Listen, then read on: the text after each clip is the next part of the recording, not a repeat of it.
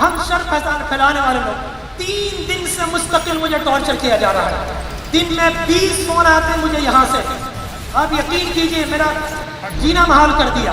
تراویح سے 1 دن پہلے ایک ڈی ایس پی میرے گھر پر آ کر بیٹھا. وہ بہت شریف آدمی, وہ نہیں چاہتا تھا, لیکن کہا یہ اسپیکر اتارو, وہ اسپیکر اتارو. ارے بھائی اگر تمہیں قرآن نہیں سننا, تمہیں حرام کا پیسہ اللہ نے بہت دیا ہے. 6 دن کے لیے جا کر کسی ہوٹل میں آرام کر لو. اگر تمہارے کانوں کو قرآن اچھا نہیں لگتا, وہ دور قبضے کا مکان اس میں رہتا ہے.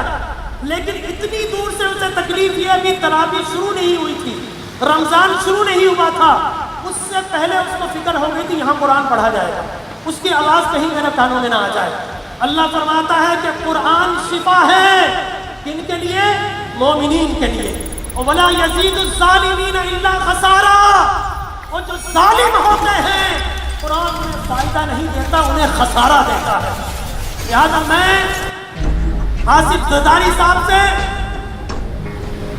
میں بلاول بھٹو زرداری صاحب سے, میں مراد علی شاہ صاحب سے, میں گورنر جناب ابراہیم اسماعیل صاحب سے,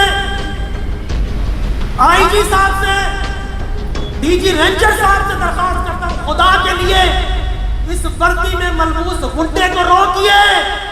یہ گنڈا ہے, یہ قرآن کی آواز کو دبانا چاہتا ہے. لیکن انشاءاللہ اگر ضرورت پڑی تو مجھے آپ گولی تو مار سکتے ہیں, جب تک آخری سانس اس مصلی پہ قرآن پڑھتا رہے گا انشاءاللہ. میں آپ کو تکلیف نہیں, خدا کی قسم میں نہیں چاہتا آپ کے کانوں تک یہ آواز آئے.